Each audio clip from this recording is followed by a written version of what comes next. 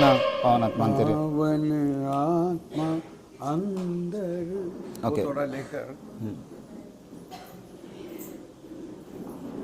आइए अभी हम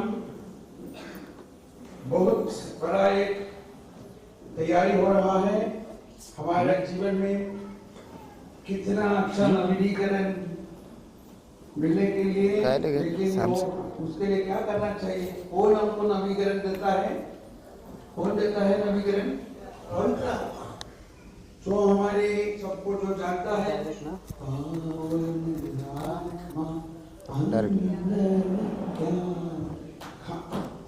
दिलचस्पी से आप थोड़ा प्रार्थना कीजिए, हिंदी गाएंगे वो आप मराठी में और हिंदी में दोनों एक ही जैसा है।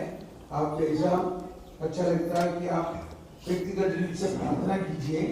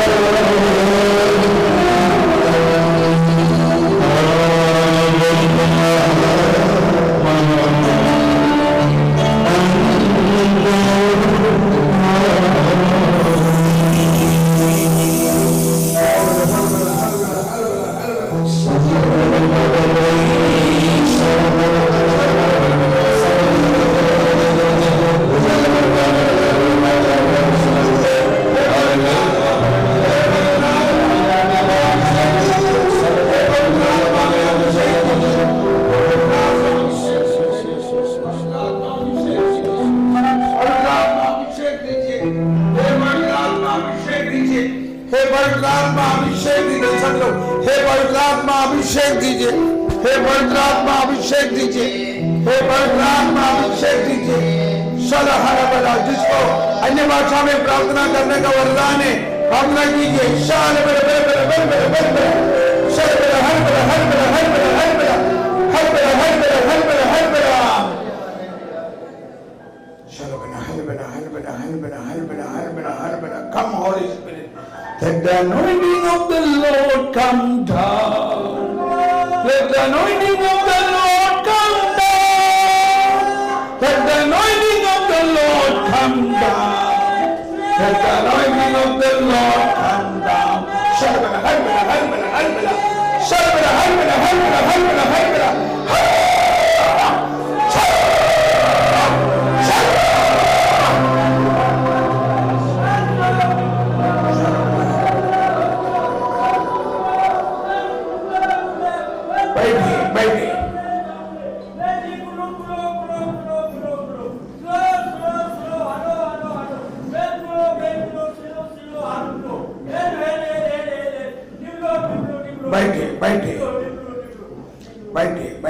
बैठिए, सब लोग बैठिए।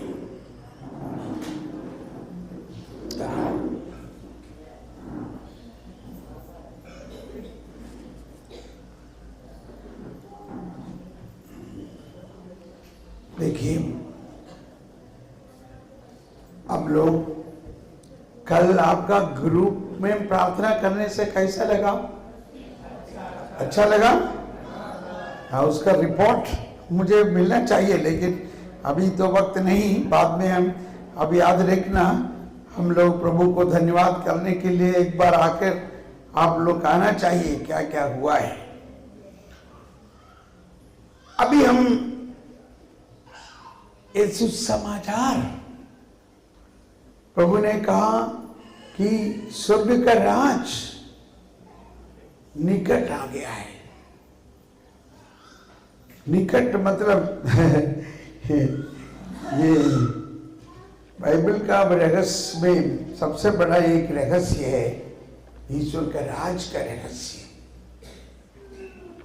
संत लूकस का सुसमाचार में अध्याय 17-21 में, अध्याय 17-21 में है, स्वर्ग के राज को न उधर न इधर देखने से नहीं मिलता है। 17-21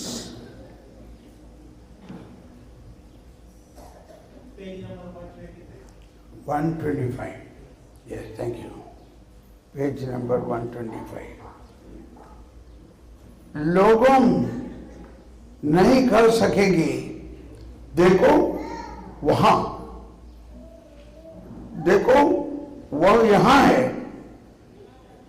अथवा देखो वह वहां है, क्योंकि ईश्वर का राज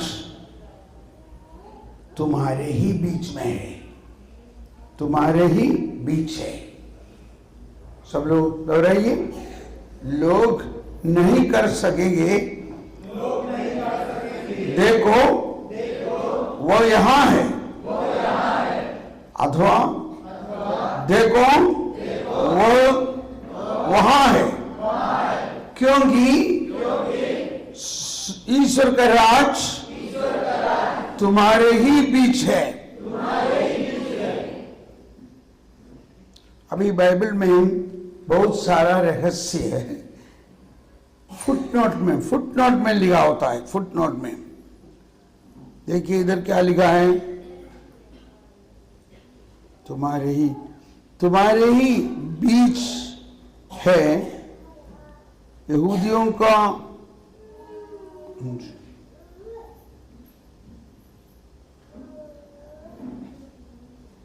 तुम्हारे बीच है।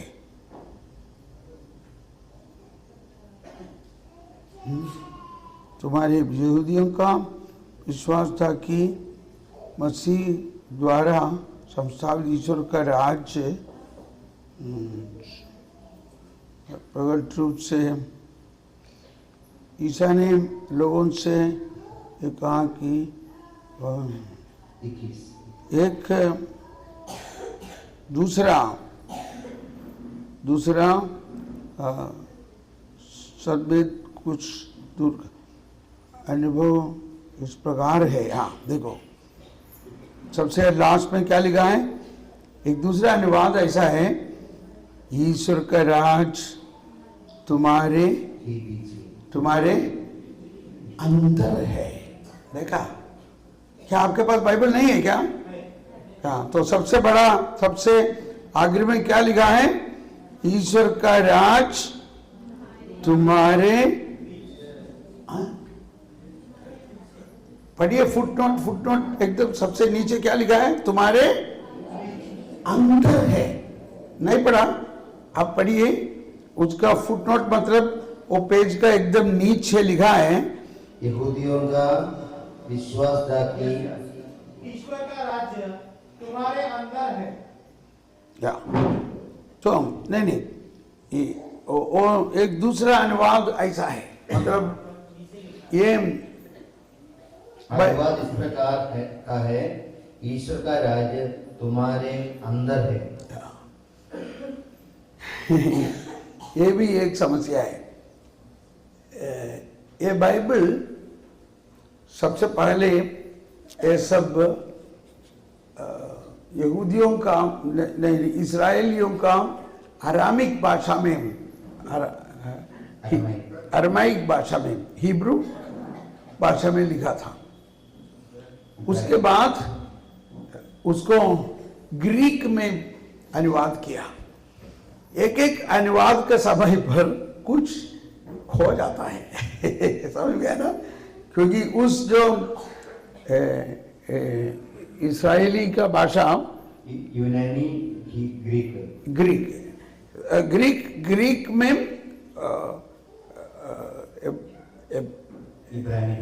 इब्रानी भाषा से ग्रीक में अनुवाद किया था। लेकिन महान पिता जेरोम इसको अनुवाद करने के लिए संत पापा ने इनको लैटिन में अनुवाद करने के लिए उसको भेजा। वो सोचा कि ग्रीक से लैटिन में करेगा, क्योंकि ग्रीक को सबों को जानता था।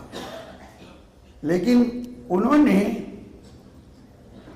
जेरूसलेम गया, वहां पर प्रभु ईसा मसीह कहां जाकर घोषणा किया, वहां पर जाकर वहां का लोगों के साथ रहकर वहां का लोगों का भाषा सीखा। वो लोगों का भाषा सीखा तो संत जेरोम को समझ में आया, ये जो ग्रीक में अनुवाद किया तो बहुत कुछ नुकसान हुआ, क्योंकि ग्रीक में सही शब्द नहीं है बहुत कुछ इब्रानी शब्द के लिए। तब उन्होंने क्या किया, बहुत साल लेते हुए बहुत साल सीखा, इब्रानी भाषा सीखा, लोगों को साथ बातचीत किया। प्रभु ईसा मसीह जहां जहां जाकर सुसमाचार सचमुच घोषण किया, वहां पर जाकर वहां का लोगों से बातचीत किया, क्या है ये सबको एक शब्द का अपनी भाषा में क्या है सीखा, उसके बाद अनुवाद किया। देखो 28 साल लगा, 28 साल वहां पर बिजली नहीं था, कैसे सीखा? एक गुहा में, एक जहां पर बैठकर उनका व्याख्यान है कलीसिया में, ये नया वेदस्थान का संत जेरोम का व्याख्यान, वो सब पढ़ना चाहिए। हो बाप रे बाप। अच्छा, तब इसलिए ये फर्क होता है। इधर में ये लिखा है कि स्वर्ग का राज तुम्हारा बीच में है, वो तो एक किस्म का अनुवाद है। लेकिन वो शब्द उधर जो उपयोग किया है, वो शब्द का दूसरा भी एक अर्थ है, उसका अर्थ है तुम्हारा अंदर है। मुझे सबसे पहले यही शब्द स्पष्ट हुआ है, स्वर्ग का राज तुम्हारा अंदर है। अभी मरकुस का सुसमाचार 1:15 में लिखा है कि स्वर्ग का राज तुम्हारा निकट है, निकट। उसके लिए क्या मूल्य शब्द उपयोग किया है? देखो, अभी 3 मतलब है। एक बोलता है कि निकट है, निकट बोला तो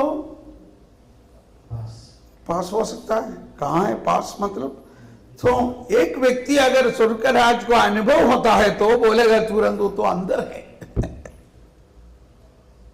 निकट एक। अब यहां पर लिखा है कि तुम्हारा बीच में है, और उसके बाद फुटनोट में लिखा है, ऐसा भी उसके व्याख्यान कर सकता कि तुम्हारा अंदर है। पावन आत्मा अंतर्यामी। देखा कितना अभिषेक है। सो कहां है सचमुच स्वर्ग का राज? कोई बोलेगा वो तो आसमान में, आसमान के ऊपर है। सो स्वर्ग का राज एक महान रहस्य है, वो समझना उतना आसान नहीं है। लेकिन प्रभु बोला है साधारण लोगों को ये बहुत आसान है। जैसा फादर लोग, जैसा पढ़ा लिखा लोगों को बहुत मुश्किल है।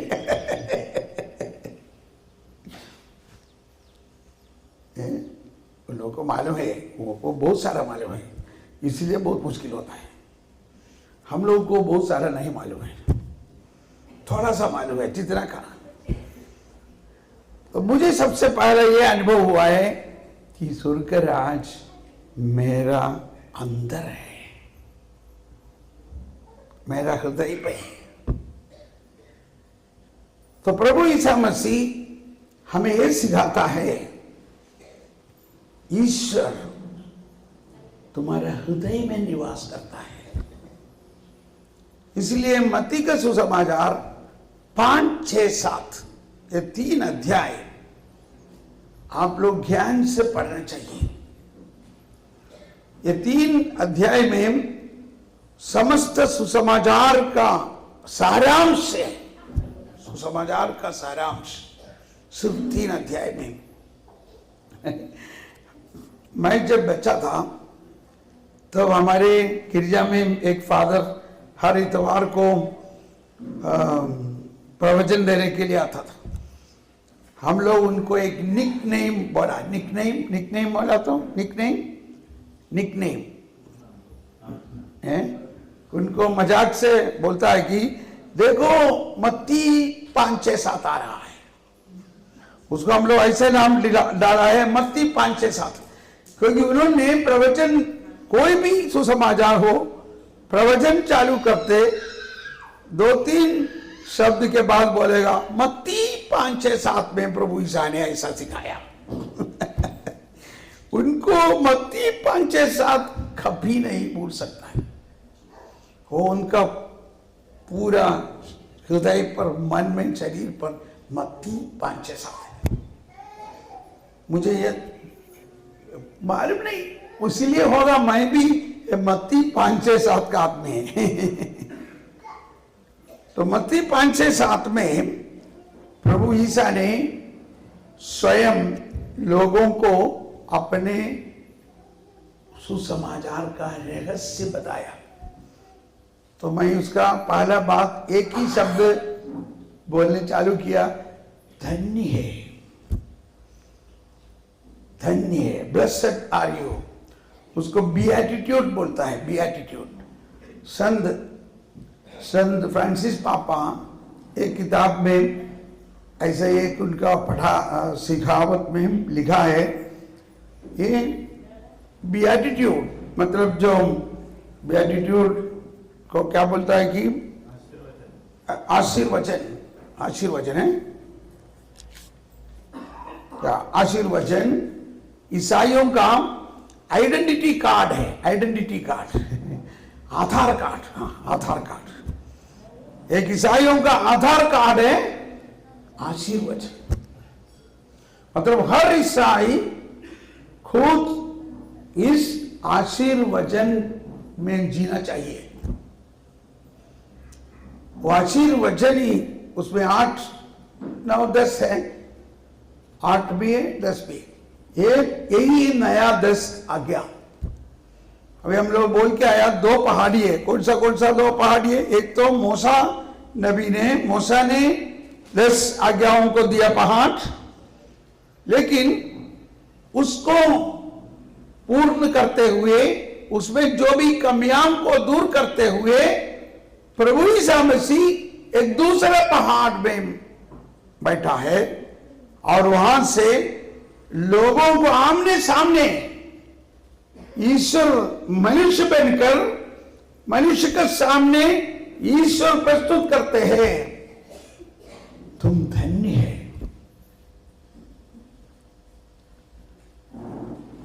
अगर तुम ये आज्ञाओं को पालन नहीं करता हो भी, मैं तुमको प्यार करता हूं। यही सुसमाचार है। तुम्हारे पूर्वजों ने मूसा के द्वारा दिया हुआ उसका पालन नहीं कर सका, इसीलिए मैं उस विधान को, पुराना विधान को छोड़कर एक नया विधान दिया है। तो पुराना और नया का फर्क क्या है? वो तो बहुत पढ़ना चाहिए। सबसे बड़ा फर्क यह है कि ईश्वर तुम्हारे लिए मनुष्य बनकर मनुष्य का सब पापमय अवस्था को अपनाए हुए तुम्हारे लिए सब कुछ पूरा किया है। तुम सब लोग ईश्वर का बेटा बेटियां हैं। तुम सब लोग ईश्वर का बेटा बेटियां होने के नाते, प्रभु ईसा मसीह ईश्वर का एकलौते पुत्र होने के नाते, हम सब कौन बन गया? अभी प्रभु ईसा मसीह का भाई बहन बन गया। और एक भाई ऐसा है, उनका सब भाई बहनों का दुख तकलीफ को अपनाते हुए उनको मुक्ति देता है। देखो, मेरा नाम थॉमस है, मैं प्रभु ईसा मसीह का एक भाई है, ठीक है। मैंने 10,000 रुपये चोरी किया। एक पड़ोसी का घर से 10,000 रुपये चोरी किया, समझो। वो पड़ोसी पुलिस को बुलाया, देखो ये थॉमस ने हमारा 10,000 रुपये चोरी किया। की पुलिस आ गया। कहां है थॉमस? वो चोर, थॉमस चोर, वो कहां है? वो चोर थॉमस। वो ढूंढता है, थॉमस भाग गया। क्योंकि वो चोर है, चोरी किया। क्या आप विश्वास करेगा क्या है? तब मेरा भाई ईसा मसीह आके उन लोग पुलिस को बोला, अरे वो थॉमस नहीं, मैंने किया है चोरी। वो 10,000 रुपया मैं चोरी किया, मुझे पकड़ो। और उसके लिए क्या करना चाहिए मैं कर देता हूं। अच्छा, तुम चोरी किया? हाँ, मैं किया। अगर पुलिस को एक बोलता है कि जो चोर आके बोलता है मैं ही चोरी किया, तो फिर दूसरों को ढूंढने का जरूरत नहीं है ना। पुलिस उनको पकड़ा, लेके गया। तो उसके द्वारा भाई थॉमस को क्या मिला? भाई थॉमस को वो चोरी और उसका दंड से मुक्त मिल गया। ये हो सकता है क्या? ये हो सकता है क्या? सचमुच वही प्रभु ने किया है। इसीलिए उसको सुसमाचार बोलता है। चोरी किया थॉमस और पकड़ा गया यीशु।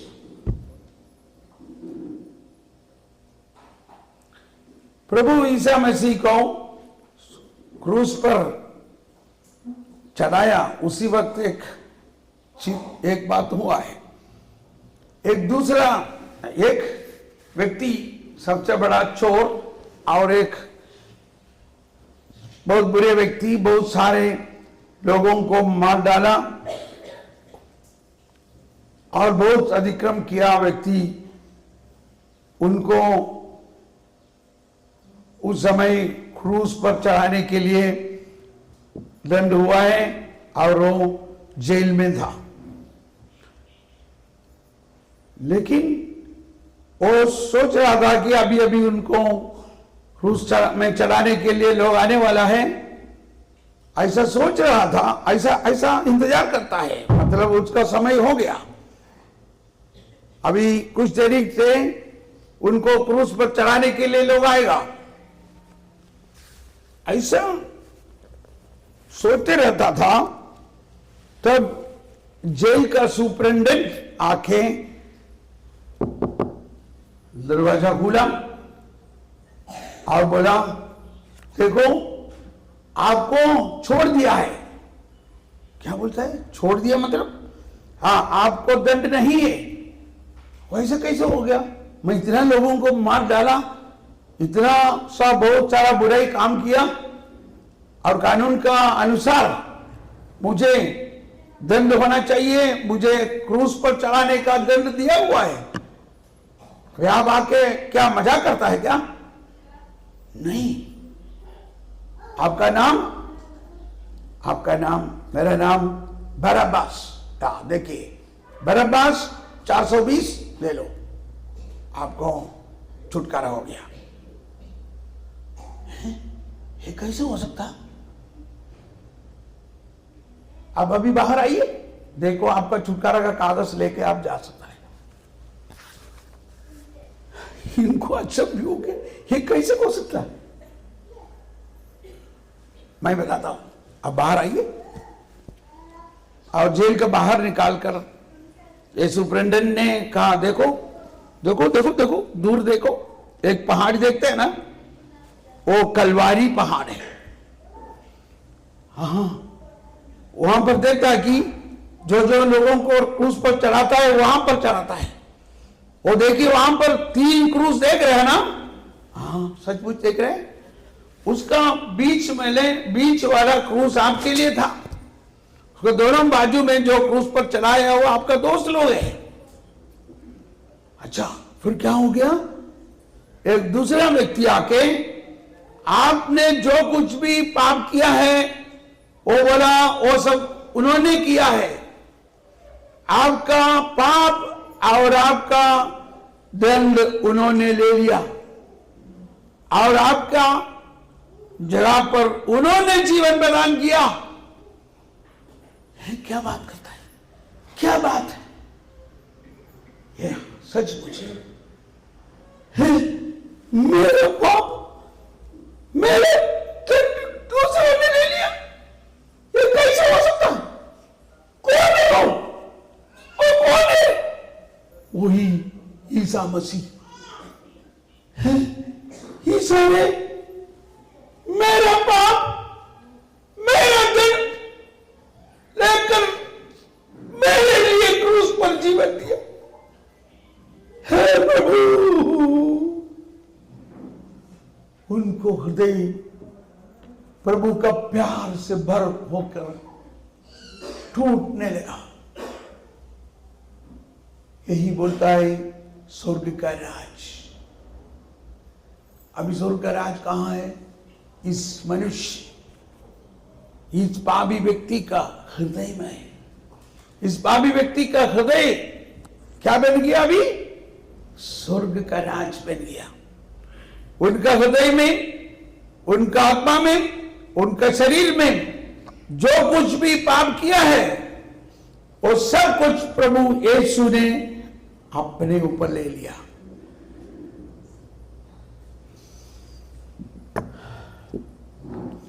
इसलिए रोमियो के नाम पत्र में अध्याय 5 रोमियो अध्याय 5:6, अध्याय 5:6 वचन में 6 से लेके वचन पर लिखा है, हम निसहाय ही थे जब मसीह निर्धारित समय पर विधर्मियों के लिए मर गए। सही है ना? वे विधर्मियों के लिए मर गए। विधर्मी, धार्मिक मनुष्य के लिए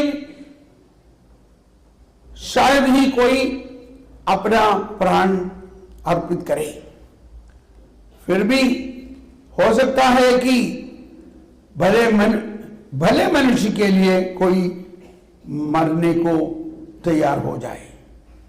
अभी सब लोग दोहराइए, किंतु सब लोग, किंतु हम पाप ही थे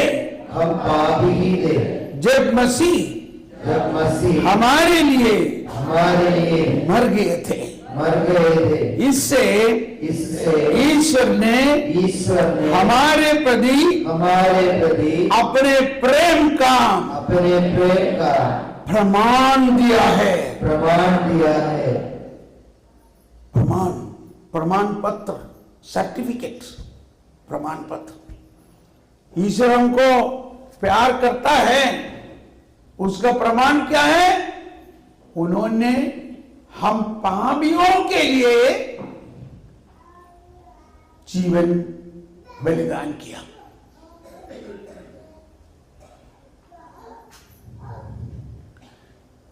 ये इसलिए हम समझना चाहिए, तभी हमें पछतावा होता है। पछतावा हमारा पाप क्या है जानने से नहीं, हमारा पाप हमको जानता है, लेकिन हम पाप ही थे। हमारे पाप को मिटाने के लिए प्रभु ने जीवन बलिदान किया। इसके द्वारा हमारा पछतावा होना चाहिए।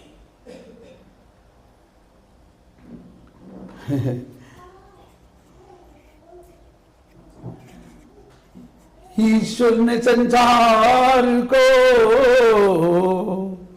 इतना प्यार किया, उन्होंने अपने इकलौते पुत्र को संसार के लिए बलिदान कर दिया। प्यार किया ईश्वर ने संसार को, प्यार किया ईश्वर ने संसार को, जान दिया ईश्वर ने संसार को। प्यार किया ईश्वर ने संसार को, जान दिया ईश्वर ने संसार को। प्यार किया वह जान दिया, प्यार किया वह जान दिया, इकलौते पुत्र का खून दिया। ईश्वर ने अपने पुत्र को इसलिए नहीं भेजा कि संसार उसके द्वारा दोषी ठहराए, बल्कि संसार उसके द्वारा मुक्ति प्राप्त हो।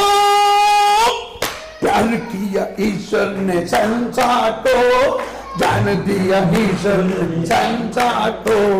प्यार किया संसार को, जान दिया ईश्वर संसार। इससे बड़ा प्रेम किसी का नहीं है, इससे बड़ा प्रेम किसी का नहीं है कि अपने मित्र के लिए अपना जान अर्पित किया। प्यार किया ईश्वर ने संसार को, जान दिया ईश्वर ने संसार को। प्यार किया, प्यार किया वह जान दिया, इकलौते पुत्र का खून दिया।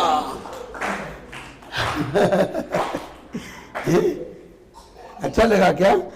एक दूसरा बार नहीं गा सकता है।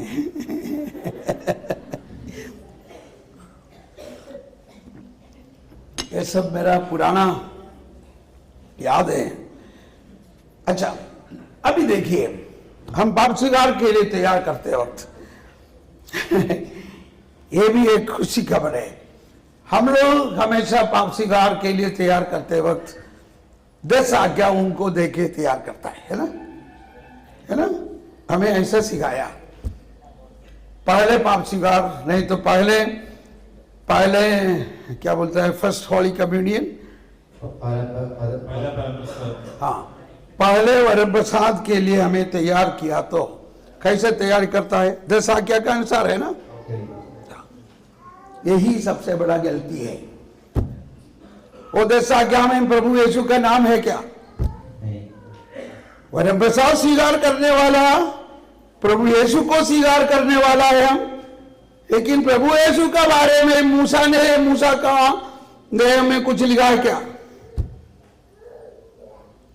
हम अभी भी, क्या बोलेगा, मुझे माफ करना, हम अभी भी एक फारिसी है, मूसा का नियम का अनुसार है।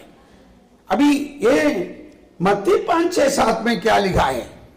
यीशु ने नया नियम दिया है, नई आज्ञा दिया है। मूसा ने 10 प्रमाण दिया, उससे भी बड़ा तरीका से और 10 प्रमाण इस पहाड़ी पर दिया है। आज आप ये पढ़ना चाहिए,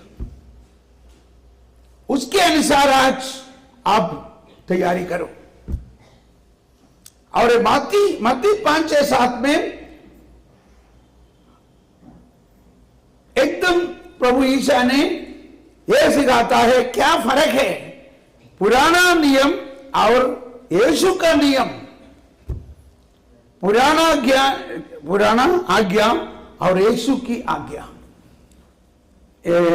गलातियों के नाम पत्र में 6:2 अध्याय 6:2 में, इसलिए आप लोग, फादर लोग, सिस्टर लोग, ये ध्यान रखने से अच्छा है। और बच्चों को तैयारी करते वक्त ऐसा भी एक नियम है। गलातियों का नाम पत्र 6:2 पेज नंबर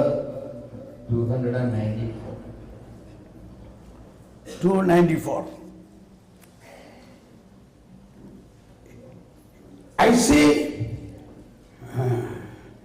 भारी बोझ ढोने में, ऐसे भारी बोझ ढोने में एक दूसरे को सहायता करे और इस प्रकार मसीह के विधि पूरा करे। मसीह के विधि 10 आज्ञा वो एक नियम है, नहीं तो आज्ञा है। ये मसीह की आज्ञा पूरा करे, मसीह की आज्ञा। मूसा की आज्ञा, मसीह की आज्ञा, कौन सा आज्ञा पूरा करना चाहिए?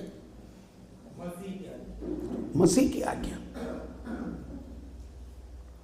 कम से कम ये सोचो, मसीह की आज्ञा ऐसा एक है। मूसा का आज्ञाओं को उन लोग 10 आज्ञाओं का फरीसी लोग 400 नहीं तो 800 बना दिया, लेकिन प्रभु ने 10 आज्ञाओं को क्या किया? बोलिए कोई? हाँ, बहुत अच्छा।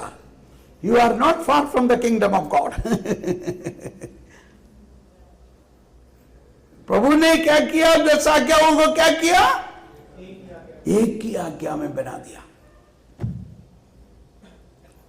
लेकिन उसको हम गहराई में पढ़ना चाहिए, वो भी प्रभु ने मत्ती 5:6-7 में बताया है। इसके अनुसार आप सब लोग मत्ती 5:6-7 आज पाप स्वीकार का पहले तरह ध्यान से पढ़ना। तो मत्ती 5:21 में प्रभु ने कहा क्या फर्क है, पुराना आज्ञा और नई आज्ञा का क्या फर्क है, एकदम क्लियर बताया। तुम लोगों ने सुना है मतलब पुराना सुना है कि पूर्वजों से कहा गया है हत्या मत करो। देखो एक आपकी आज्ञा है ना, हत्या मत करो। 10 आज्ञाओं में एक आज्ञा है। क्या आप लोग हत्या करता है क्या? यहां पर जो है कोई हत्या नहीं किया है। हत्या करता है तो इधर नहीं बैठेगा, पुलिस स्टेशन में होगा, है ना। तो 10 आज्ञाओं के अनुसार हम कुछ पाप किया क्या? 10 आज्ञाओं के अनुसार अब हत्या करता है क्या? कोई नहीं। लेकिन प्रभु यीशु कहता है, देखो, प्रभु यीशु का आज्ञा के अनुसार कोई हत्या करे तो कोई हत्या करे तो वह कचहरी में दंड के लिए योग्य ठहरा जाएगा। परंतु मैं तुमसे यह कहता हूं, जो अपना भाई पर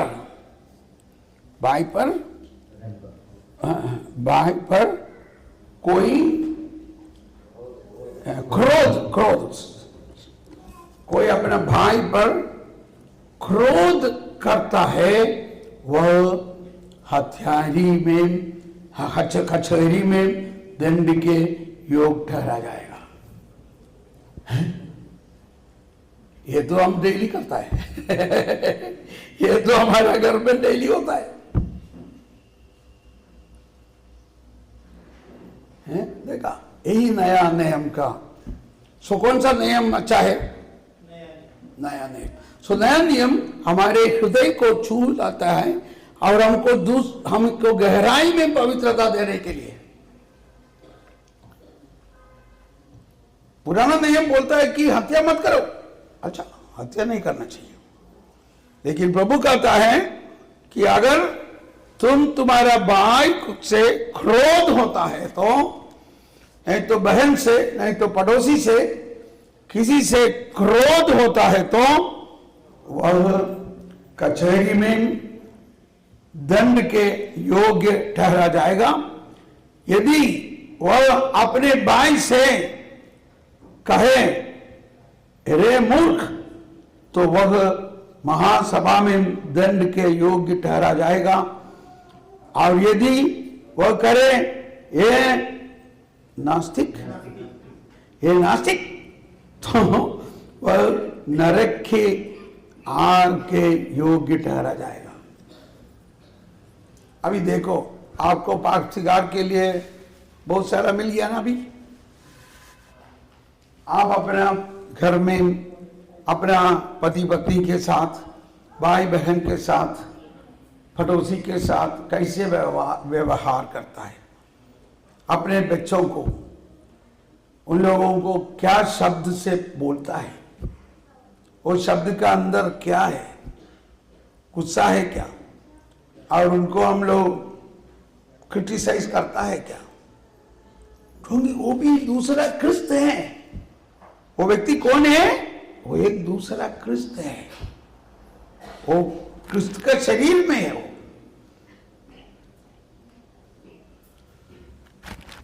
तो अभी आप कागज में लिखना कितना होगा, ये लिस्ट कितना इसके अनुसार पाप स्वीकार तैयार करना चाहिए। अच्छा, अभी देखो दूसरा, भाई से मेल मिलाप।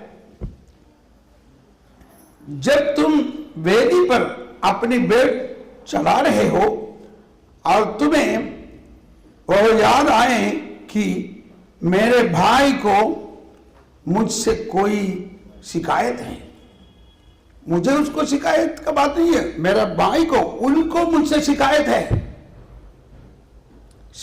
है, तो अपनी भेंट वहीं वेदी के सामने छोड़कर पहले अपने भाई से मेल करने जाओ और तब आकर अपनी भेंट चढ़ाओ। अभी संत लोगों ने कहता है कि कम से कम अभी तो भाई को ढूंढ, मिसा बलिदान का पहले भाई को ढूंढ के जा सकता क्या? कितना दूर जाना पड़ेगा? शायद अभी भारत में नहीं, दूसरा जगह पर होगा। तो कम से कम मन में उनके साथ मेल मिलाप करो, उनको क्षमा करो, उनसे क्षमा ले लो। उसके बाद भेड़ चढ़ाओ। देखो इतना महान पवित्र कुर्बान, पवित्र मिसा चढ़ाता है, लेकिन हम लोगों को कहां से अनुभव नहीं है। क्यों अनुभव नहीं है? यह बात पूरा नहीं करता है। हमारे अंदर बहुत सारे गुस्सा है, दूसरों को बारे में बहुत सारे बुराई हम सोचते हैं। वो सब सोचते हुए प्रभु का वेदी पर मत आओ बोलता है।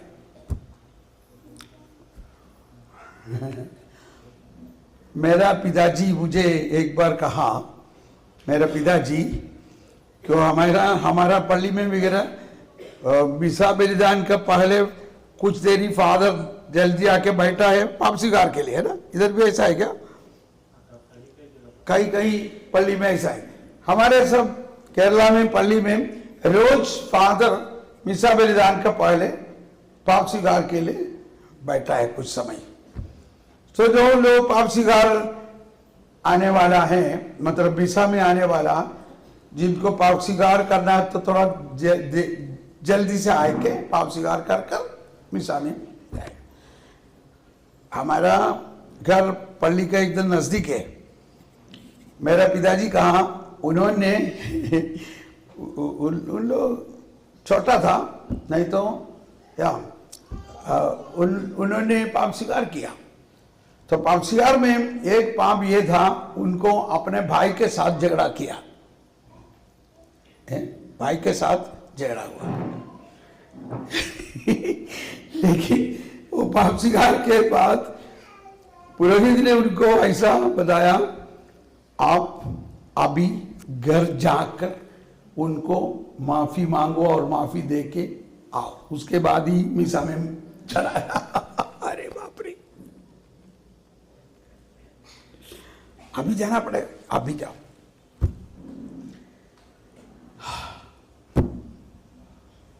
अच्छा हुआ आपका ऐसा पल्ली पुरोहित नहीं है।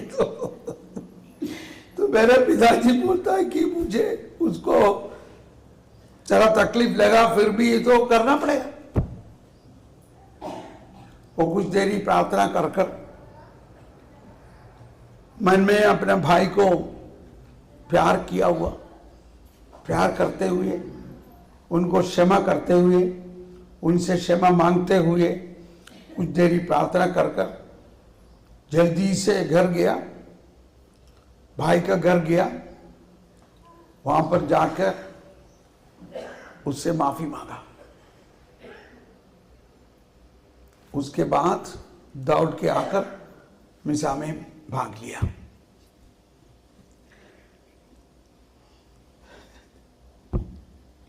पाप स्वीकार करने से नहीं होता है। ये जो चीज जो करना है करना चाहिए। प्रभु ने इस मत्ती 5-6 अध्याय में 5 अध्याय में प्रभु ने इस पुराना नियम और नया नियम का फर्क क्या है सिखाता है। और 6वां अध्याय में प्रभु ने प्रार्थना सिखाता है। उस वक्त तक ऐसा कोई प्रार्थना नहीं थी। ईश्वर को पिता कहते हुए, ईश्वर हमारा पिता है। हमारा पिता मतलब सबका पिता है। मेरा पिता है और मेरे भाई का पिता है, मेरे बहन का पिता है, मेरा पड़ोसी का पिता है। और वो प्रार्थना सिखाने के बाद उन्होंने कहा, उसमें एक बात जो अनोखी बात यह है कि अगर तुम अपने भाई को क्षमा नहीं देता है तो तुम्हारा भी पाप क्षमा नहीं मिलेगा। अरे हे प्रभु का प्यार असीम है।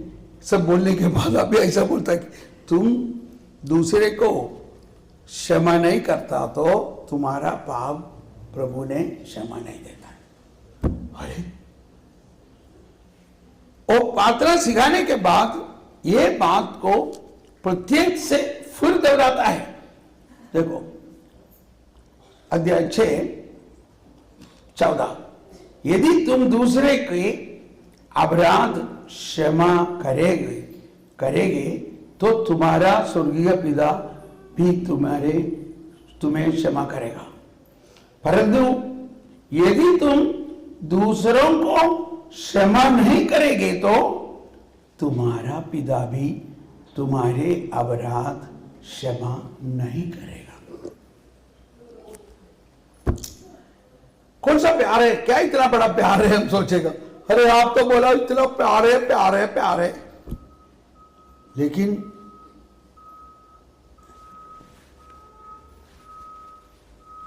ओके हेलो, तो समझ में आया, गहराई समझ में आया। संत पापा ने उसके बारे में ऐसा बोला है, प्रभु का क्यों प्रभु ऐसे कहा कि ईश्वर हमें क्षमा देना चाहता है लेकिन जब तक आप क्षमा नहीं देता तो वो ईश्वर का क्षमा आप पा नहीं सकता है, वो नहीं बहेगा। क्या आपको अभी अच्छा नहीं लग रहा है क्या? ऐसा होना चाहिए सब कुछ खुशी खुशी में है, तब बीच में ये बात सुनने से अरे अभी क्या करेगा वो, जो मेरे पड़ोसी को मैं क्षमा करेगा उसे नहीं करेगा, नहीं करेगा, नहीं करेगा।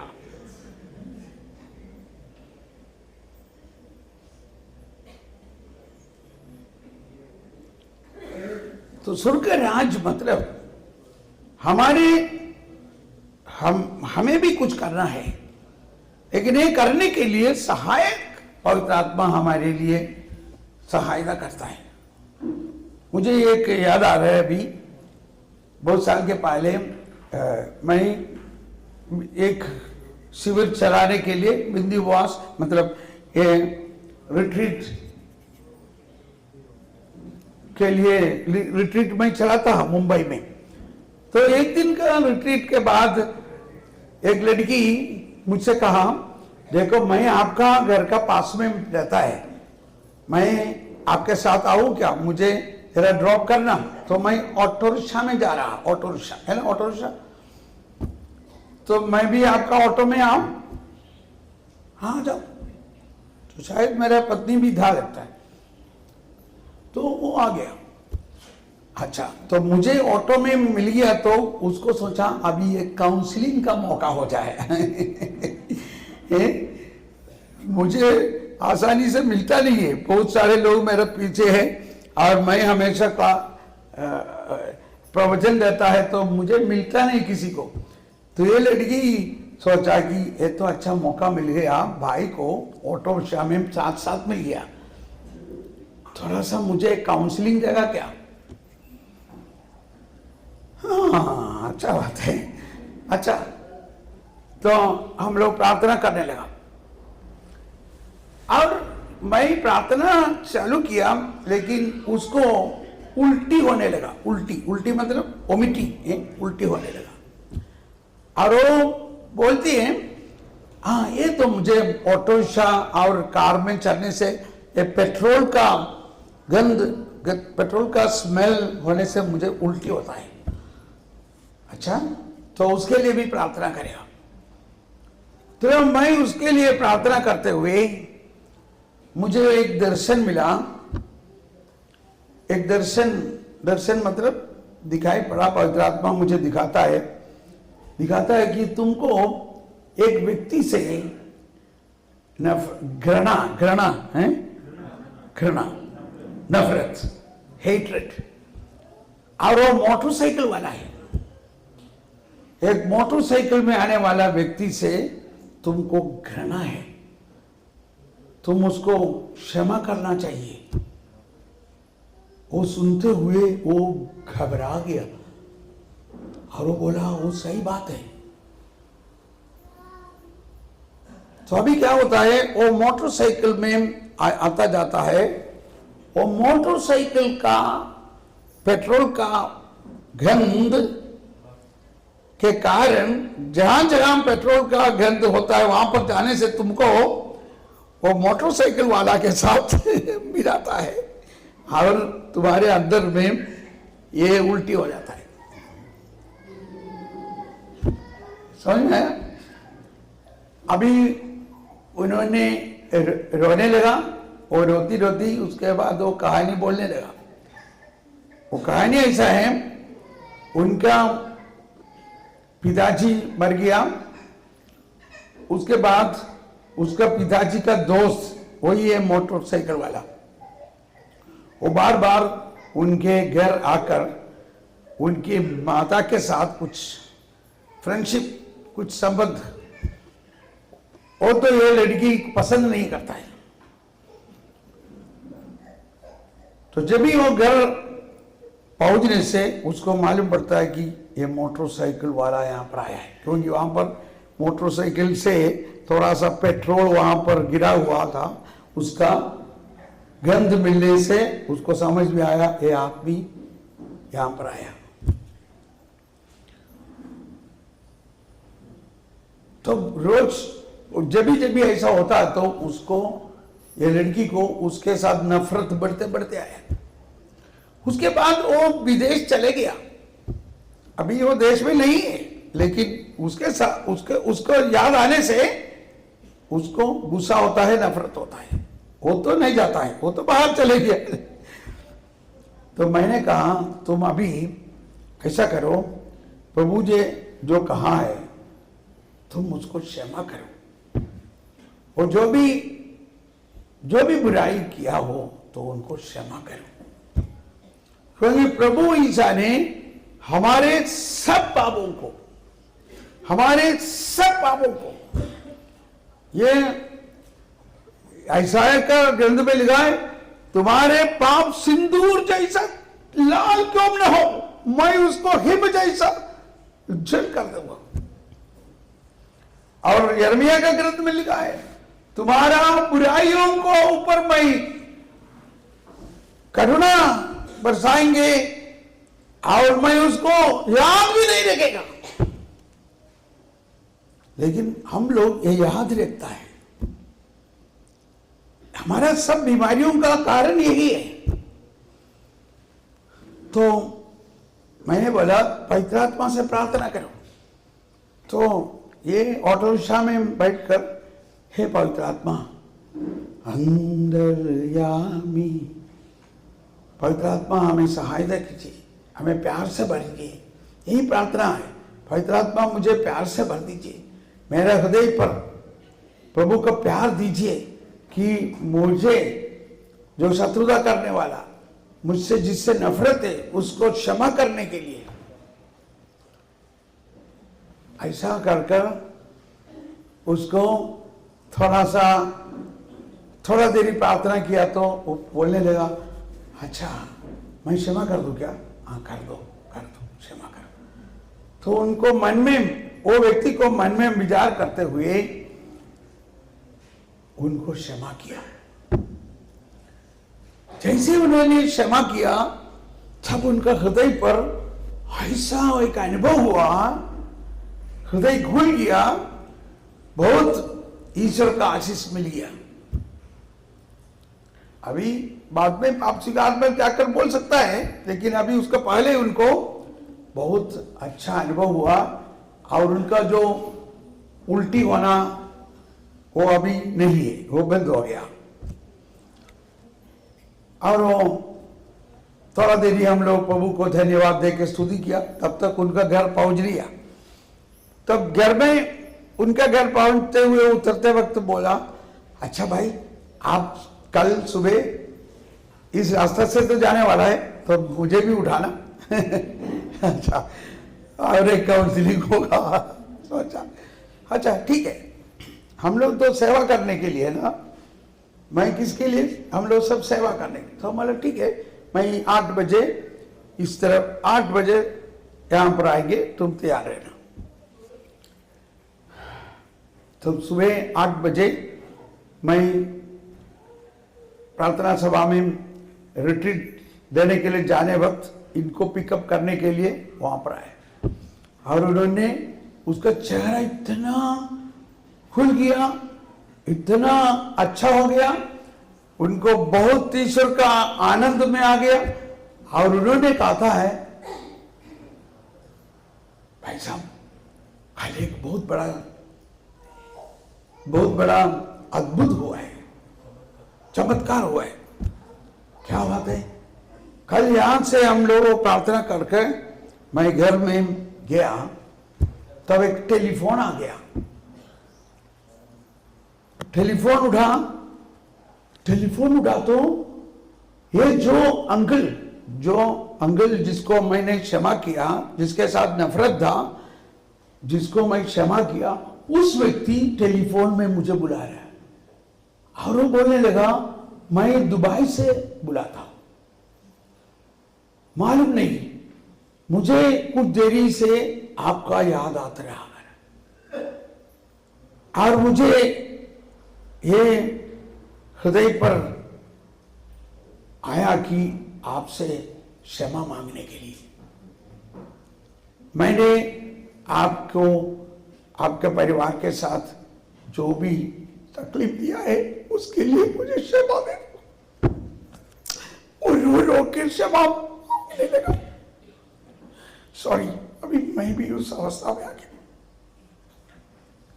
देखो वो दुबई में कैसे उसको ये अनुभव हुआ, जब यहां पर केरला में उस व्यक्ति, उस आदमी को पवित्र आत्मा के द्वारा, ईसा मसीह के द्वारा क्षमा किया तो उस प्रभु उनका हृदय को भूला, उनका हृदय को छुआ।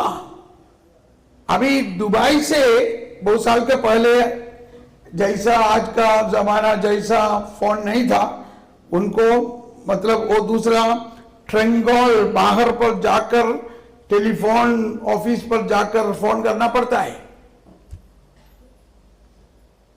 समझ में आया? आइए एक बार हम सब आंखें बंद करते हुए सोचिए, देखिए पवित्र आत्मा मेरे हृदय को परख के देखिए, अगर किसी से नफरत, किसी से मैं क्षमा नहीं किया तो अभी मुझे याद दिलाइए।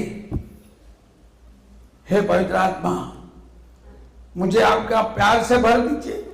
हे पवित्र आत्मा आपकी दया से भर दीजिए। मुझे इस बलिदान और इस आशीष, इस 3 दिवस का आशीष के सबसे बड़ा ये है कि वो आशीष के लिए जो रुकावट ये मुझ में कोई भी हो, खास करके मैं दूसरों को क्षमा नहीं देता है, तो मुझे मुझे मुझे पवित्र आत्मा सहायता करे। और आप उन व्यक्तियों को मन में याद रखते हुए, हे पवित्र आत्मा मैं उनको क्षमा देता हूं। जो कुछ भी घृणा हो, वो घृणा को उठा लो। उसको जो पिता परमेश्वर, पिता प्रभु से नहीं है, वो सब पौधे को उठाया जाएगा। हे प्रभु मुझे पवित्र बनाइए। मेरा हृदय में जो भी घृणा है, नफरत है, उससे मुझे मुक्ति दीजिए। मैं क्षमा करता हूं।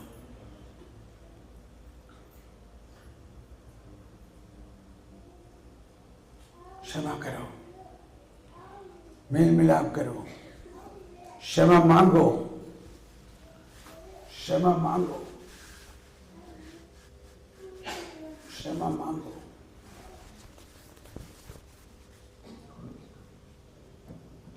हे प्रभु, हे प्रभु मुझे क्षमा कर। और जिस व्यक्ति को आप नफरत है उनका क्षमा दे दो और उससे क्षमा मांगो। भाई बहन, पुरोहित, सिस्टर, कोई भी हो, क्षमा दीजिए, मुझे क्षमा कर।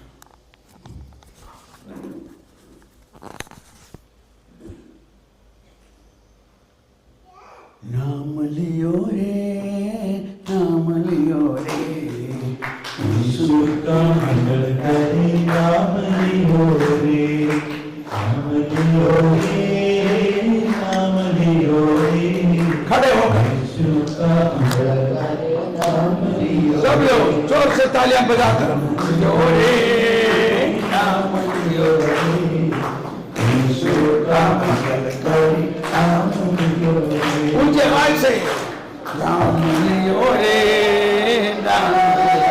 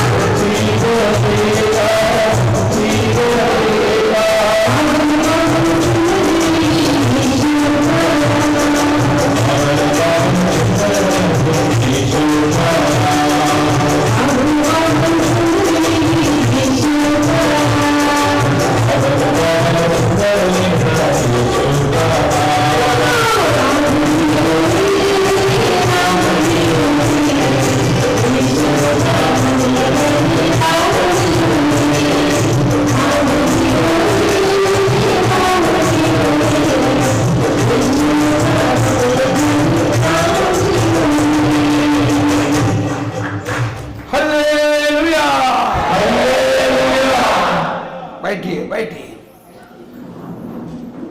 अभी अच्छा तैयारी हो रहे हैं पाप स्वीकार के लिए, समझ में आया ना? अभी बहुत कुछ हमारे अंदर में जो कुछ भी बुराइयां हैं वो सब बाहर आना चाहिए। आप बिल्कुल बिल्कुल मतलब परेशान न हो जाइए। प्रभु आपको बहुत अच्छा हृदय बनाने वाला है, क्योंकि प्रभु ने क्या हम लोग पहले गाया, ईश्वर इम्मानुएल बना, मैं पापी उसका बेटा बना। समझ गए? मैं पापी उसका बेटा बना। देखो मैं पहले बिलासपुर, अंबिकापुर, रायपुर वहाँ पर, तो वहाँ पर गीत गाने से, साधारण रीत से गाने से उन लोगों को नहीं गा सकता है। उसको एकदम फ्लैट गाना पड़ेगा। फ्लैट मतलब जैसा यीशु मेरे दाता, यीशु मेरे दाता, उसका ही मैं गुण गाता। यीशु मेरे दाता, यीशु मेरे दाता, उसका ही मैं गुण गाता। देखा? अच्छा लगा? हाँ देखा।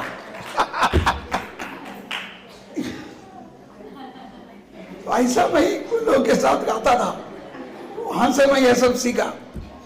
वही के ईश पुत्र प्यारा प्यारा, परम पिता का वह न्यारा प्यारा, वही ये सबका सहारा सहारा।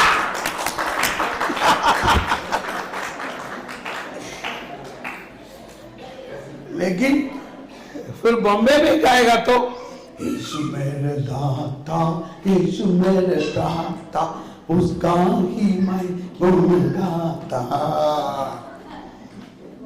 लेकिन ऐसा रायपुर में गाने से उन लोगों को समझ में नहीं आएगा, है ना? अच्छा, तो हमारे प्रभु ईसा मसीह मनुष्य होते हुए मनुष्य का पाप को अपने ऊपर ले लिया है।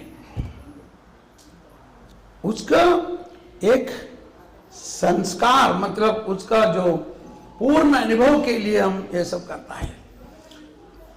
और प्रभु यीशु ने स्वयं बताया है, ये मूसा का सिखाया नहीं है, प्रभु यीशु ने सिखाया है।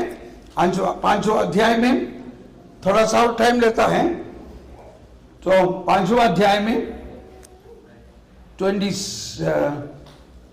से मेल मिला, समझ में आया ना? उसके बाद देखो, उसके बाद शुद्धता, हमारा हृदय का पवित्रता। तुम लोगों ने सुना है, अध्याय 5:27, तुम लोगों ने सुना है, जरा चुप रहना, क्या बात करता है? चुप रहो, चुप रहो। उधर कौन बात करता है? इधर सुनना, खास बात है। तुम लोगों ने सुना है कि कहा गया है, व्यभिचार मत करे, व्यभिचार मत करो। परंतु मैं तुमसे कहता हूं, देखो कितना गहराई में है। मैं तुमसे कहता हूं, प्रभु यीशु बोलता है, मैं कहता हूं, ये नया नियम में बहुत पवित्रता को ध्यान रखते हुए कहता है, जो मेरी हृदय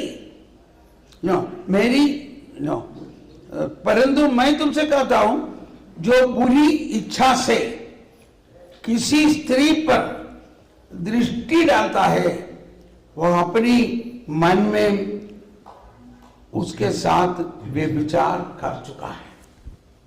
अभी सोचो, आज का जमाना में ये मोबाइल फोन में और बाकी जो कुछ भी हम कहां पर देखा, तो सब जगह पर यही दिखाता है,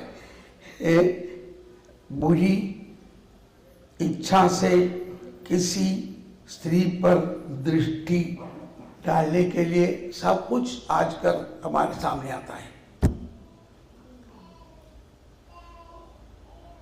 तो मूसा का नियम का अनुसार व्यभिचार मत करो। हम लोग कुछ व्यभिचार नहीं करता है, लेकिन प्रभु कहता है कि तुम्हारा हृदय में, तुम्हारा मन पर बुरी इच्छा से एक स्त्री से, नहीं तो एक पुरुष को अगर देखता है और वो बुरी इच्छा हृदय पर हुआ, तो हृदय अपवित्र हो जाता है, हृदय पर वे विचार होता है। देखो मत्ती 5:7।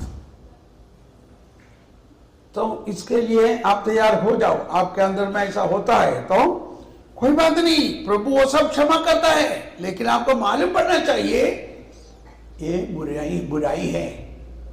वो बुराई को प्रभु दूर कर सकता है। प्रभु किसके लिए आया है? प्रभु यीशु का नाम क्या है? ईसा। ईसा का नाम का मतलब वो पाप से छुटकारा देने वाला है। तुम उसको ईसा नाम डालना, क्योंकि वो अपने लोगों को उनके पापों से मुक्ति देगा। हो सकता हमारे अंदर ऐसा आदत होगा, लेकिन वो आदत को अभी पाप स्वीकार पर आप स्वीकार करते हुए बोलिए, प्रभु हमसे नहीं होता है, मुझे मदद करो। मैं किसी को देखने से मेरे हृदय पर ऐसा बुराई इच्छा होता है, उससे मुझे मुक्ति दे दो। समझ में आया? अभी और एक एक आज्ञाओं को प्रभु यहां पर नया शिक्षण देता है। यदि तुम्हारे दाहिने आंखों तुम्हारे लिए पाप का कारण बनती है तो उसे निकाल कर फेंक दो, दाहिने आंख।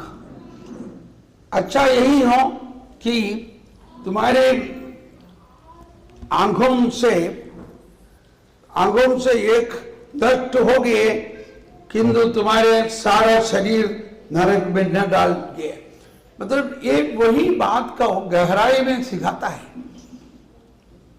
हमारे आंख मतलब इधर बहुत सा बुराइयों को देखने का आदत हो तो प्रभु इसका बोलने का मतलब ये है कि उससे तुम दूर रहने के लिए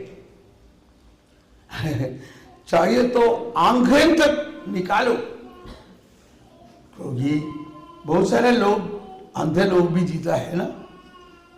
अंधा लोग होने से उसको अच्छा है, क्योंकि वो बुराई नहीं देखता है, उसको बुराई देखने का नहीं सकता है। तो वहां तक प्रभु ने कहा है, प्रभु बुराई से हमें मुक्ति देने के लिए उतना गहराई में जाता है। अच्छा, और दूसरा विवाह का बंधन, यह भी कहा गया है, जो अपनी पत्नी का परित्याग करता है वह उसे त्याग पत्र दे दो। उस समय का एक कानून देखी, वो त्याग पत्र देकर उनको छोड़ सकता, परंतु मैं तुमसे कहता हूं व्यभिचार को छोड़ किसी अन्य कारण से जो अपनी पत्नी का परित्याग करता है वह उससे व्यभिचार करता है, वह उससे व्यभिचार कराता है। देखो हमारा आजकल पति पत्नी का बीच में कितना परेशानी है, और लोग छोड़ देता है बिना कारण, बहुत सारा दूसरा कारण से। ईसाइयों को बीच में भी है, कितना बड़ा पाप है। ओके, और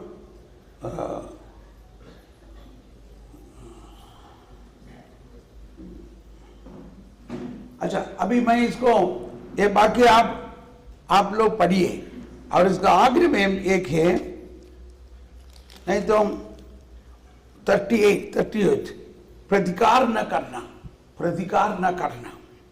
38 को 38 ना, 38 ये एक प्रधान चीज है। तुम लोग ने सुना है कि कहा गया है, आंखों के बदले आंख और दांत के बदले दांत, परंतु मैं तुमसे कहता हूं दुष्ट का सामना नहीं करो। यदि कोई तुम्हारे दाहिने गाल पर थप्पड़ मारे तो दूसरा भी उसके सामने कर दो। देखो हम ये बात ये है, पहला नियम में ऐसा एक था, आंखों का बदले आंख। अगर एक आदमी दूसरों को दूसरा का एक आंख खराब किया तो उसका एक ही आंख ही खराब करना चाहिए, उसको मार नहीं डालना चाहिए। आंखों का बदले आंख। एक दांत तोड़ा तो उसको एक ही दांत ही तोड़ना चाहिए, दूसरा नहीं। ये उस समय का आंखों के बदले आंख और दांत के बदले दांत। लेकिन मैं तो ये सब पुराना नियम में था, लेकिन मैं तुमसे कहता हूं बहुत बड़ा बात है, दुष्ट का सामना नहीं करो। सामना मतलब दुष्ट को, do not resist the devil, resist the evil. एक आदमी दुष्टता करता तो तुम चुप रहना। अरे वो चुप रहेगा तो वो और दुष्टता बढ़ेगा कि नहीं? अगर नहीं चुप रहेगा तो तुम अगर उसको गुस्सा करेगा तो, उसको 2 थप्पड़ मारेगा तो तभी दुष्टता नहीं जाता है, दुष्टता और ऊपर आएगा। अभी एक रबर बॉल को हम मारेगा तो हो और ऊपर आएगा। हम लोग मालूम है, यहां पर हमारे हिंदुस्तान में एक महान व्यक्ति था, उसका नाम था M.K. गांधी। M.K. गांधी एक हिंदू, जब वो अफ्रीका में था, उनको ये वचन स्पष्ट हुआ है, दुष्ट का सामना मत करो। एक प्रोटेस्टेंट पास्टर ने उसका पीछे पड़ा था बहुत साल, उसको ईसाई बनाने के लिए। उन्होंने ये सब पढ़ने लगा और उसका मन में बदलाव जब हुआ, लियो टोल्स्टॉय को लिखा हुआ एक ग्रंथ है, स्वर्ग का राज तुम्हारे अंदर है, वो किताब लियो टोल्स्टॉय को लिखा हुआ एक ग्रंथ है, स्वर्ग का राज तुम्हारे अंदर है।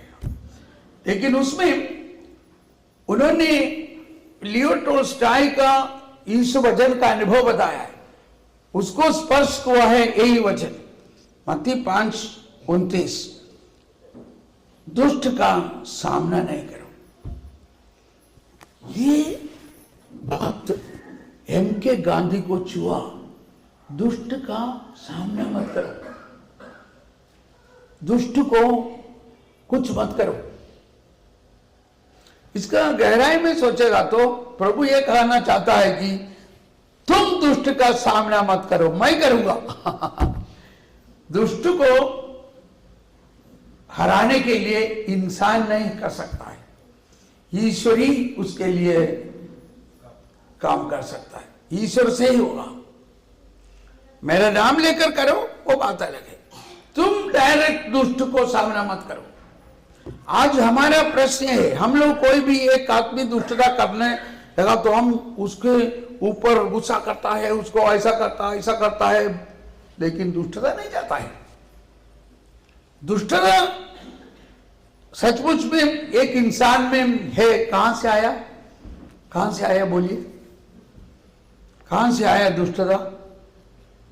आज सुबह हम लोग पढ़ा है, हे प्रभु आप हमें तेरी ईश्वरीय जीवन में हमें सहभागी बनाने के लिए तूने हमारे मानव स्वभाव अपनाया।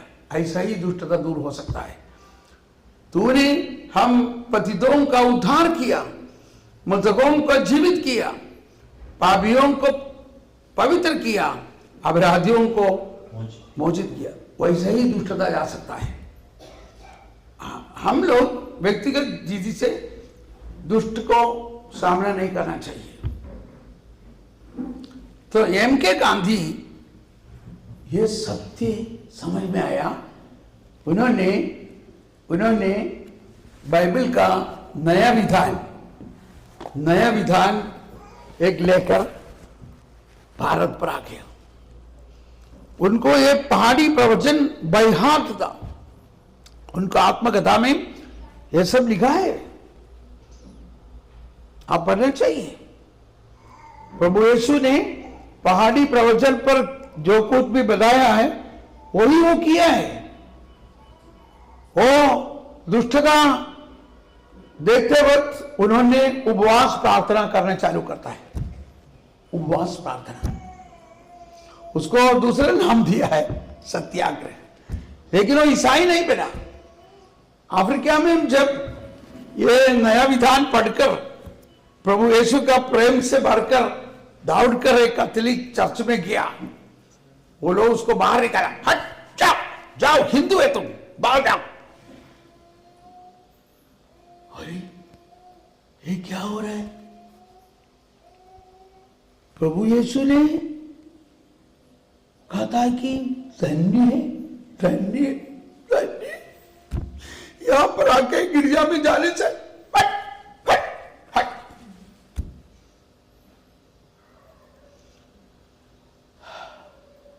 वो बाइबल उनको पसंद है, ईशो को पसंद है, लेकिन वो सब कुछ ईसाइयों का अंदर कुछ नहीं देखता है। इसीलिए उन्होंने ईसा का एक शिष्य बना, लेकिन ईसाई नहीं बना। और भारत को स्वतंत्रता देने के लिए इस प्रभु ईसा मसीह का इस वचन के द्वारा ही उनको शक्ति मिला है। समझ में आया? और ईसा मसीह का सचमुच एक शिष्य है, क्योंकि प्रभु ने कहा जो मेरा वचन का पालन करता है वो मेरा शिष्य है। बस वही वो पकड़ा है। तो हम लोग भी ये सोचना चाहिए, हमारे घर में भी हो सकता है एक सब लोग कुछ भी बुरा बात करता है, हम लोग तुरंत उनको रिएक्शन करता है। अभी हम लोग पाप स्वीकार करके बहुत अच्छा पवित्र हृदय से घर में आया तो एक आदमी चाय पानी पीकर वो ग्लास और टेबल पर रखा, बच्चा लोग उसको पलटी किया और वो चाय पूरा टेबल पर गिर गया। ये देखे हुए बहन जी पाप स्वीकार करके बहुत अच्छा हृदय से घर में आया। ये देखकर उनका गुस्सा हुआ, अरे क्या कर दिया, क्या आपका हाथ में क्या है, आप इसको धोना चाहिए था ना, ये क्यों इधर पलटी कर दिया, कितना बार तुमको बोला ऐसा नहीं करना चाहिए। गुस्सा, बात इतना ही है, चाय का कप गिर गया, गुस्सा हो गया पति से, और वो गुस्सा से बात सुनने से वो चुप बैठेगा, वो भी कुछ गाली देने चालू किया। तो बच्चा लोग बोलने लगा, ओ मामा अभी गिरजा से पाप स्वीकार करके आके ऐसा कहता है, अच्छा तब तो हम लोग उससे भी बेहतर है। ये हमारा अवस्था है।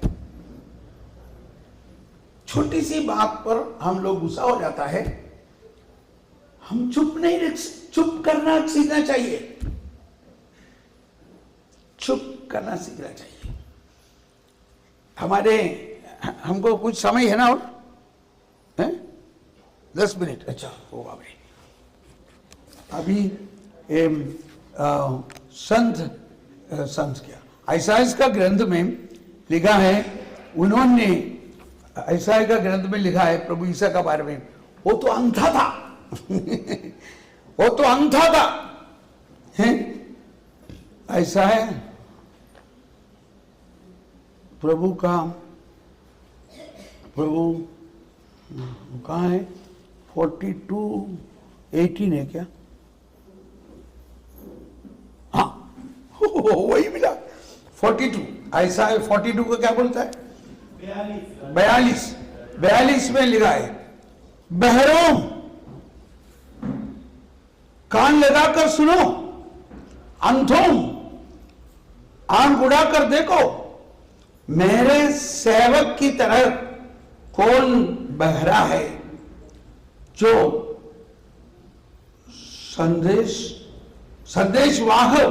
संदेशवाहक मैं भेजूंगा, उसकी तरह कौन बहरा है। मेरे सेवक प्रभु की सेवक की तरह कौन अंधा है। ये किसका बारे में लिखा है, ऐसा है प्रभु ईसा मसीह का बारे में लिखा है। यहां पर मेरा सेवक प्रभु ईसा मसीह है, मेरा दूत, उसकी तरह कौन अंधा है, कौन बहरा है। मतलब यह कि प्रभु यीशु किसी का पाप नहीं देखा, किसी को गुस्सा नहीं किया, किसी को बात नहीं सुनता, वो असीम दयालु था। एक तमाशा, मैं स्कॉटलैंड में एक बार स्कॉटलैंड में गया तो एक मलयाली एक परिवार मुझे खाना पीने के लिए बुलाया, क्योंकि वहां पर हम लोग को हमारा इंडियन फूड नहीं मिलता ना,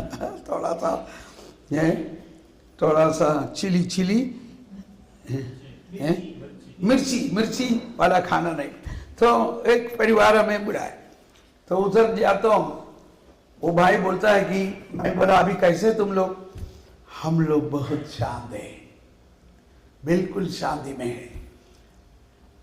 तो उसका बोलने से मुझे लगा कुछ परेशानी था, लेकिन अभी वो उनका पति को देख के बोलता है अभी हम लोग बिल्कुल शांति है, क्योंकि प्रभु ने कहा ना। तो उस वक्त मेरा YouTube चैनल पर ये प्रवचन था। वो अंधा था, वो देखता है फिर भी नहीं देखता है, वो सुनता है फिर भी नहीं सुनता है। क्या है? वो देखता है फिर भी नहीं देखता है, प्रभु ईसा मसीह। तो ये भाई बोलने लगा अभी बहुत शांत है, क्योंकि देखता है नहीं देखता है, सुनता है नहीं सुनता है। तो उनका पत्नी हंसती रही, तो मुझे मालूम कुछ गड़बड़ है। और वो बोलने लगा देखो भाई साहब, तो डाइनिंग टेबल है, वहां पर वॉश बेसिन, जो हाथ धोने का वॉश बेसिन है ना, वो हाथ धोने का जगह पर एक टॉवल टांगा है। एक टॉवल मतलब हाथ धोने के बाद हाथ पूछने के लिए। और भाई बोलता है देखो मैं मेरे पत्नी से कहा ये टॉवल ध्यान से मत निकाला, ये दूसरे कोई काम के लिए उपयोग नहीं करना चाहिए, सिर्फ हाथ धोने के लिए है ना, काम पूछने के लिए। Thank you. धोने के बाद हाथ पूछने के लिए रखा है, इसको दूसरे कुछ काम के लिए उपयोग मत करना। मैं आके देखा तो वो टॉवल लेकर वो टेबल को साफ करता है। गुस्सा नहीं होगा क्या? लेकिन मैं गुस्सा नहीं किया, देखता है फिर भी नहीं देखता है, इसलिए अभी बहुत अच्छा है। देखा, इतना ही काफी है हमारा घर में परेशानी होने के लिए, झगड़ा होने के लिए। और रोज होता था, रोज ऐसा एक छोटी छोटी चीज को झगड़ा होता था। अभी बोलता है अभी झगड़ा नहीं, क्योंकि हम देखता है नहीं देखता है। प्रभु ईसा मसीह जैसा बन गया। प्रभु ईसा मसीह देखता है लेकिन नहीं देखता है, सुनता है तो वो सीखना चाहिए। कोई भी देखा तो तुरंत उसके लिए झगड़ा नहीं करना चाहिए। अच्छा कोई बात नहीं, वो ना समझकर ऐसा किया है, छोड़ दो।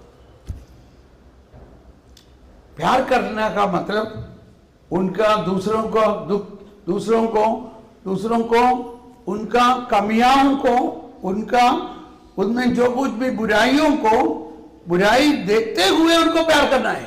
प्रभु यीशु हमें प्यार किया, क्या हम बहुत पवित्र लोग है करके प्यार किया क्या? वही बोले हम पापी थे तो प्रभु ने हमें प्यार करता है। हमारे अंदर जो कुछ भी बुराई है वो बुराइयों को देखते हुए प्रभु प्यार करता है। हम हमेशा संत पापा को याद आता है। संत पापा कहा है कि ये मत्ती का कहानी, मत्ती अध्याय 9 में मत्ती का बुलावा। संत मत्ती एक नाकेदार था, सोचो एक नाकेदार, और बाकी लोग उनका बुराइयों बोलते बोलते उनको घर तक नहीं घर में नहीं जाता कोई। लेकिन प्रभु यीशु उसके पास आके बोला मत्ती मेरे पीछे हो जा, फॉलो मी।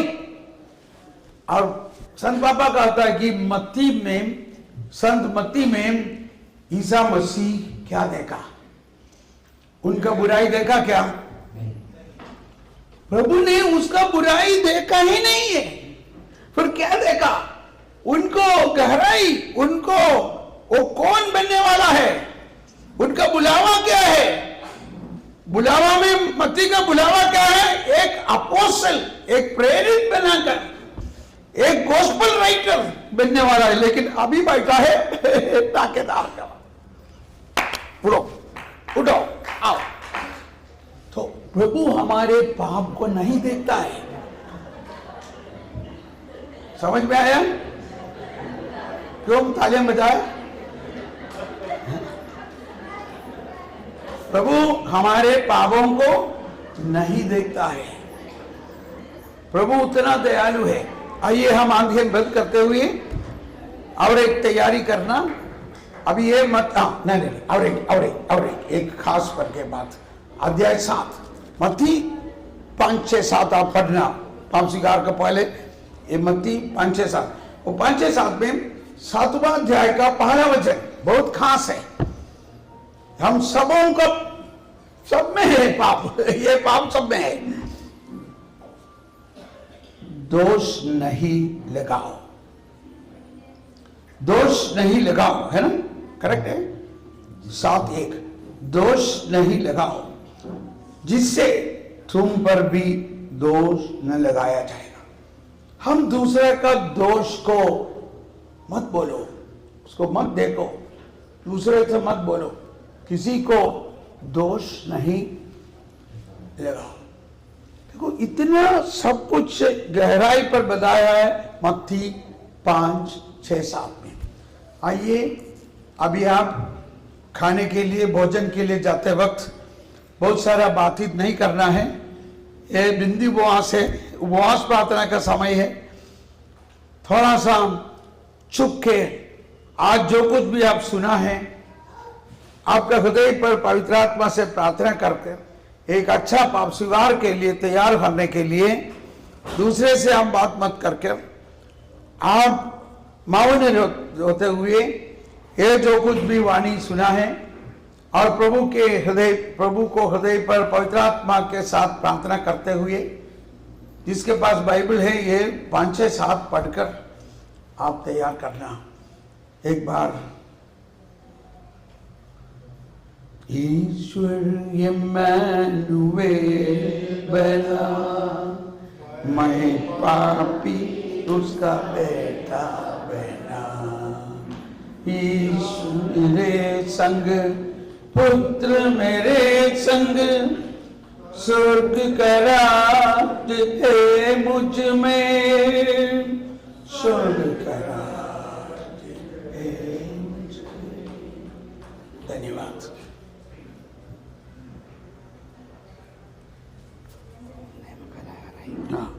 രണ്ടേ മുക്കാലിനാണ് കുമ്പസാരം പറഞ്ഞത്. നമുക്ക് 2:30 വിളിക്കാം അല്ലേ? വിളിച്ചു വിടാൻ നമുക്ക് ആരാധന വിളിച്ചു വെച്ച് ഇവിടെ ഇരുന്ന് यीशु हमारा दोपहर का खाना तैयार है, हम जाके खाना खाएंगे।